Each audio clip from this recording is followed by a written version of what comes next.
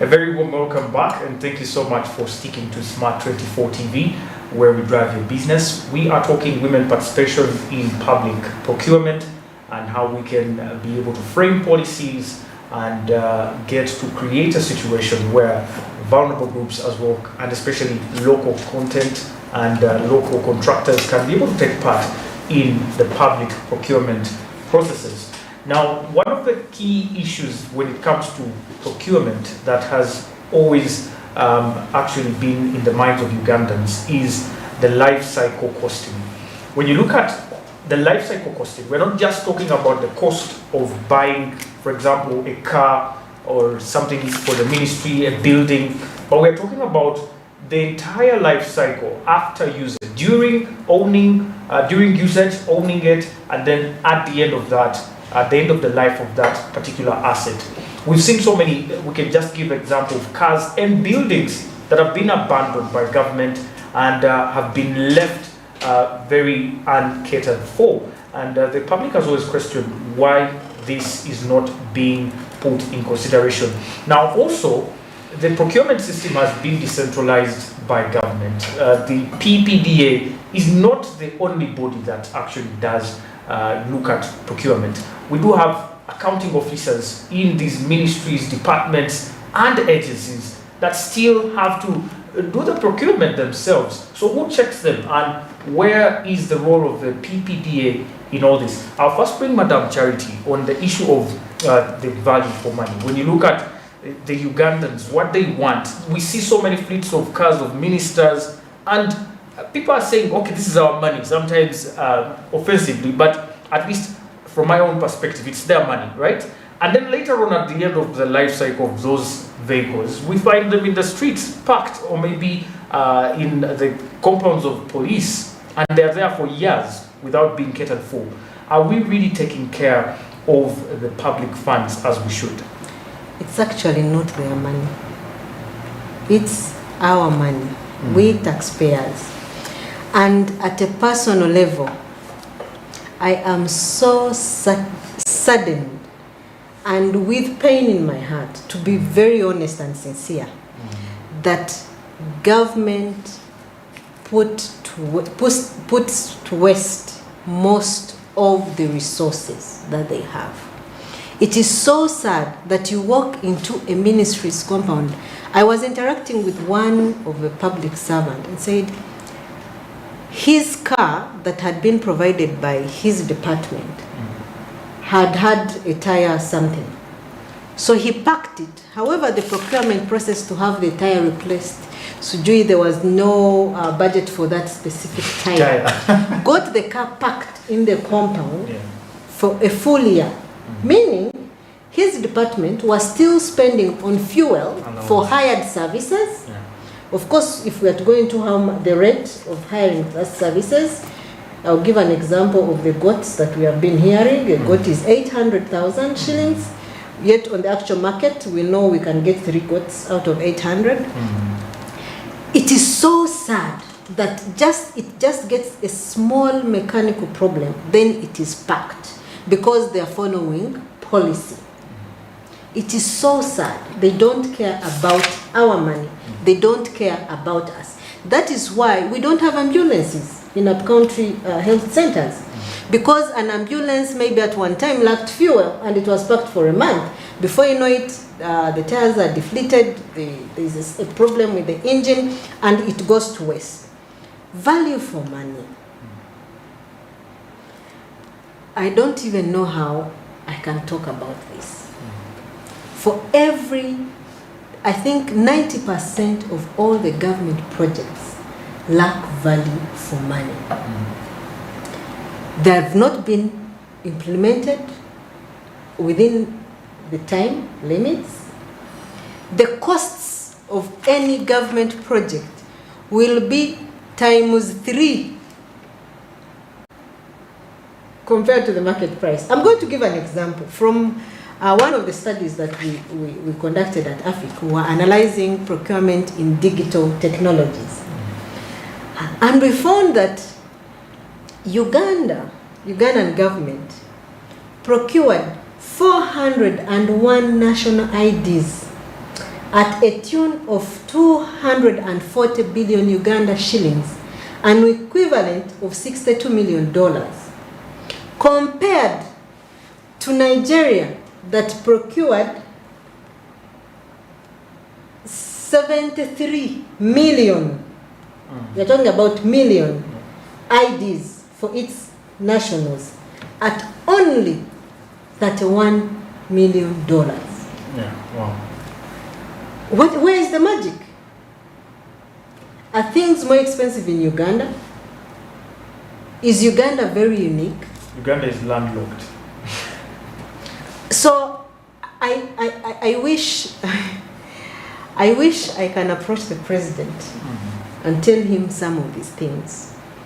I used to admire the president of Uganda so much because of his transparency and anti-corruption agenda. I didn't know much about the previous governments, but I admired him because of his agenda to ensure that every citizen, especially the local citizen, is taken care of and we have good services. However, the system has failed to the extent that the taxpayers' money is wasted in things that are immaterial. It is wasted in corruption. It is wasted, you find that when you do an analysis or a study into a certain or a specific entity's expenditure vis-a-vis its mandate, you will be shocked. I am not going to talk about one entity that we looked into. We found that this entity is one of the legislative entities. Its mandate is legislation. But we found that more than 60% of its budget is actually spent on air tickets. So the question is, are they going to the UK to debate? Are they going to the UK to discuss policy? So you find that we no longer have the patriotism or the care about our nation, that we do or we pass policies that are in our favor. So from all the studies we have done and the contracts monitoring we have done, we have found that in most cases at 86%, most government projects lack value for money. But in instances where we have supported these projects with citizen participation, where they have monitored, we have seen that at least contracts have been implemented to some tune as per the contract. But in other cases where citizens are not aware about these projects, they don't have this contracts information, it's up to the contractor and their employer, who is government, to do whatever they will. That's why we see shadow works. That's why we see buildings collapsing. That's why we hear stories that they are ghost teachers. There have been teachers because there's no one monitoring. And who can monitor best? It is me who receives the service. So I think that is also something that we need to focus on, and also improve our efficiency on performance of these contracts. More than 60% of the contracts have had time overruns. I can talk about a project that is here. Probably, Anthony, it's older than you. The Northern Bypass. The Northern Bypass. This project is still on. I think it's over 25 years. Yes. 5 years. Even 30. Okay. I want to say it's older than the regime. So who is responsible? The regime is 40 years. So in 1995, I heard that project was in plan. Don't And ask plan me how means- old I am. And plan means money. You were not- But we still see it being financed. So where is this money coming from? Yeah. Where is this project? So, we know that every other day budgets change, expenditures change. So where is this money? Who is going to pay this loan anyway? Is it a loan anyway? Very good. Madam Charity, maybe we give Mr. Tumhaire a chance to respond back. Our time is getting actually fast spent. Mr. Tumhaire, you Yes. can respond. I will limit myself to the discussion of value for money in as far as public procurement is concerned. And life cycle costing. And when we are talking of value for money, we actually are talking of whatever you are buying being the right thing at the right cost. So if I'm buying a computer and that computer costs a certain amount of money, if that computer is actually going to be serving the purpose for which it is intended to serve, and that value is worth the amount of money for that computer, and I've got that computer within the budget and the time estimated for it, we have achieved value for money. So it is not basically that I have bought something at a huge amount of money and I have not actually achieved value for money. No. If the value is worth the item, that is value for money. So when someone tells me that the cost of roads in Uganda compared to the roads in which country, the cost of roads or the cost of IDs in Uganda compared to the cost of IDs in Nigeria, I don't have the full picture. And definitely the debate on value for money cannot be sustained. Because I can tell you that in Nigeria, the cost of this car that was bought was so much. And the car in Uganda was at this much. But we forget that in Nigeria, they are assembling those cars in Nigeria.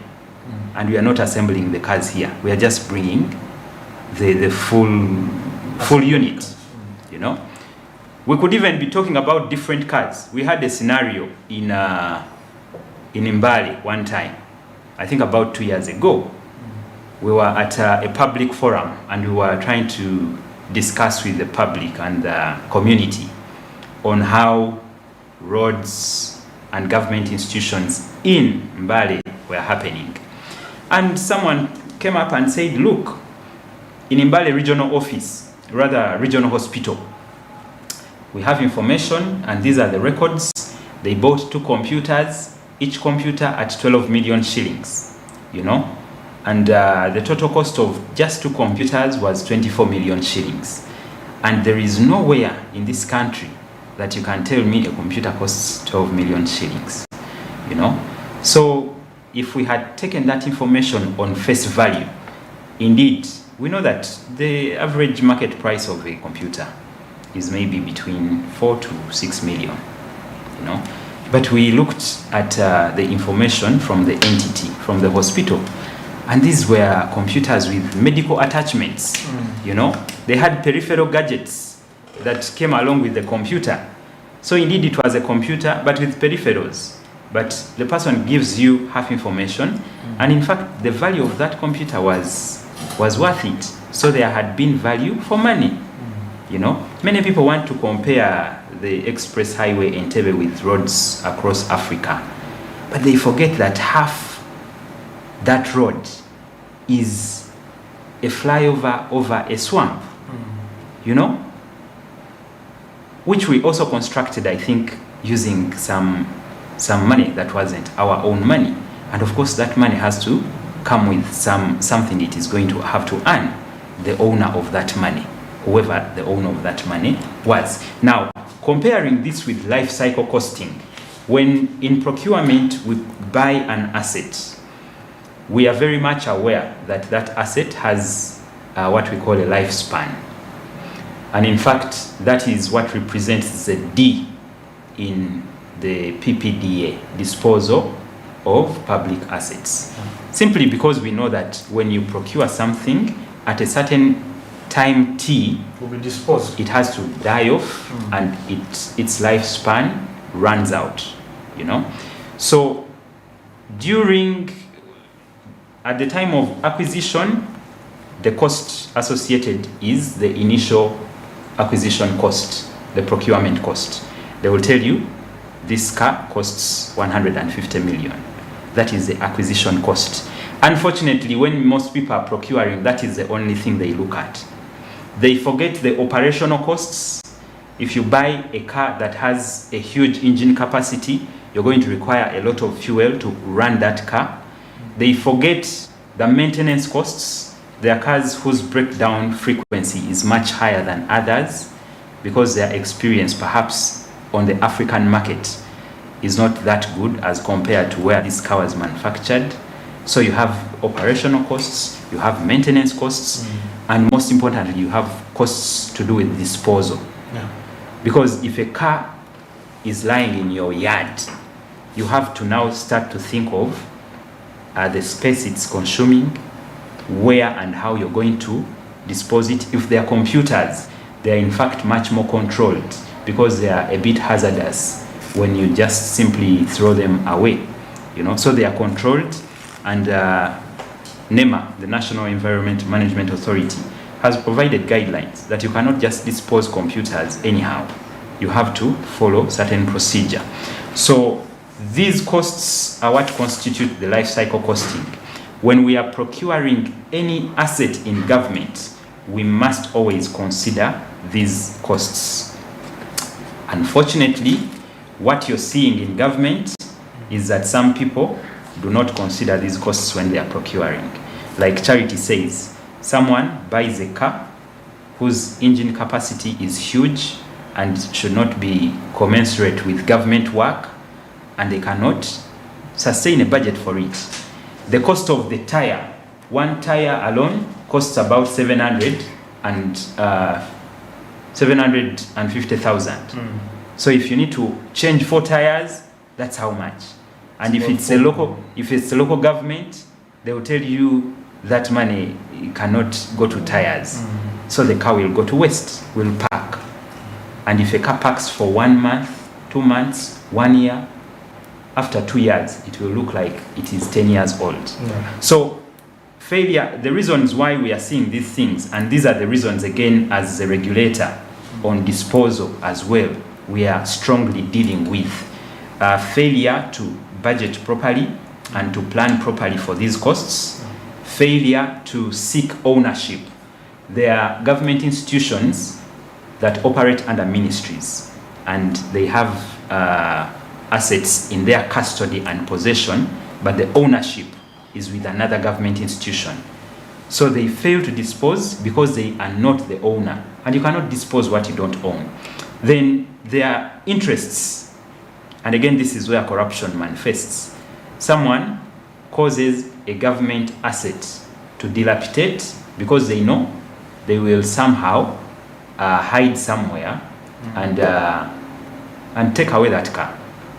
For your information, for a government asset like a car to be disposed, there are a number of things that are considered. One, the mileage. It has to achieve a certain mileage. The number of years, minimum being 5 years. And I'm not saying that after 5 years you dispose. No, but you make an assessment. And it's general operational costs. If the operational costs are going up, you have to make sure that you control that. So our time is fast.